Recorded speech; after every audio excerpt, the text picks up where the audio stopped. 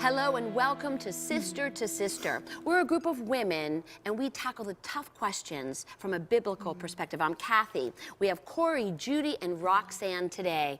Girls, this is interesting because if you have grown-up children, you'll get why we want to explain to our audience this question. What qualities will you teach your child to look for in a spouse?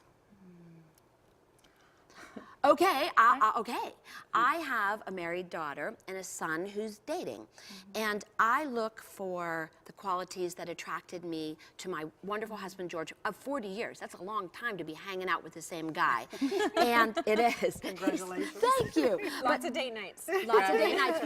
But the quality that's most important to me is generosity.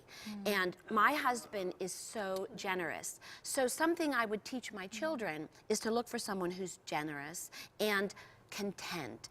I don't know anyone as content as George. And I don't mean you don't have to be a go-getter and want to do well in your world and in your life. But my husband is content, grateful, generous. And those are the qualities. I think that it's important, whatever qualities that you do want to instill in your children, Judy and I still have young children, that we are building in those expectations now. Not just for marriage, but for dating as well. I just read an article about how it's too late once your 16-year-old brings their boyfriend home to start saying, you know, this, that, and the other thing. You start, my son's 11. I'm starting now. I'm giving him expectations about dating now that I expect him not to be dating now. That, you know, those are laid out. We need to be that example to them of a kind of spouse that they would want to marry. I want to be that best mom. Okay, so what are the qualities? What are the I want to qualities? look as close to Jesus as I can. I mean, obviously he's a man and I'm a woman, but you know what I mean. Okay. The characteristics. I want to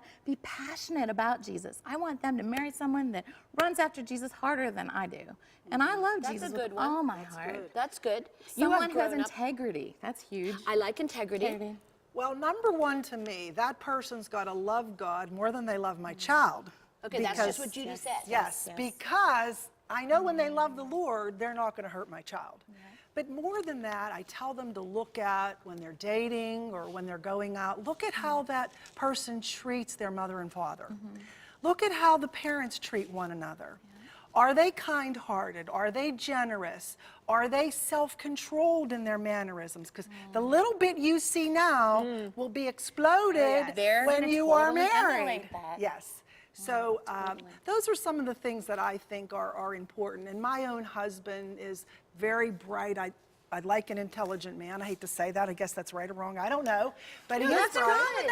And I was attracted to that as well as cute. But he is kind. He's gentle. I'm loud. He's gentle. I'm loud. I'm outspoken. He's kind. He's gentle. You're kind. What are you talking about? Yeah. I just love the outspoken part. But you know what? As we're talking how we should model so our children will do what we do, what about the divorce rate? I mean, honestly, the world says 50%, and even the church, of the marriages are ending in divorce. So the possibility of our children getting, I hate to use the word hooked up, but coming in contact and falling in love with someone who's from a divorced family. I think that's, I think that's the fear why children aren't getting married as young as they were. They're waiting, they're concerned, they're worried. They're coming from parents or extended family that have gone through difficult divorces without any training. This marriage requires training. We get the least in marriage than anywhere. We get a lot of education. That's right. But In very parenting, little, we don't get much in parenting either. That's right. But you know what? On the job. But I think if we're talking about the qualities we're looking for, what would be a deal breaker for you? What would be the worst thing that you would see in your child's boyfriend or girlfriend? And I know I'm talking to people out there. I know that I'm talking to people out there. What's the deal breaker I know for we're you? saying the same thing. I know. Obviously a non-Christian. I was going to say, Okay. for me, it's faith and politics. And I know that might sound crazy, but I cannot imagine not agreeing politically with my spouse. I really can't. I think that would be a huge chasm. And maybe that's just for me, but for me, faith and politics. And also, they have to be Pittsburgh sports fans. Yeah, that's true. That's a deal breaker. I'm sorry. It just is. I can deal with that. Politics Faith- doesn't bother me because I think it's good when you sharpen each other and you come from a different Yeah, perspective. but not when you're stabbing each Well, other. politics aren't going to save us. The government that's isn't where going to personality save us comes from into our play, too. troubles. That's people's problem. They think the government's going to save them. Even Christians think the government's I don't going think to the save government's them. going to save me, honey. No, there. I think But Christians are involved in so many political causes, which I'm political too. I'm involved in political causes, but that's not the thing that's going to turn this country around. But what's think the we deal? all Let's go agree. back. What's the deal breaker? Because every time we're together, I'm thinking about the women who are watching Sister to Sister. And I know that there's people there with someone that they don't like their kid's boyfriend, girlfriend. Mine definitely, outside of if he's not a believer, forget about it, is lack of character. I mean, if Okay. you have Yes, a red that's flag good. going up where that person lies to you, you catch them in a lie, watch out. Because if they're Or lying if when they're dating, Oh, I know. when you're and married, it's just obviously- gonna heighten Yeah, we that can't much just more. think, oh, just because they're saved, they're going to be perfect. No. Yes, No. and they're anger, not. that can turn into abuse. Are Anger they is good. growing? Are Anger they is bad. growing in the Lord?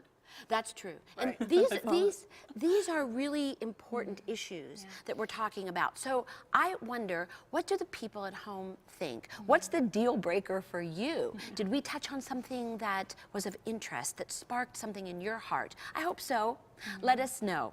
And we have a saying here, and it goes like this: as iron sharpens iron, so does the countenance of a man sharpen the other. Well, we're women, and they make me a much better Kathy.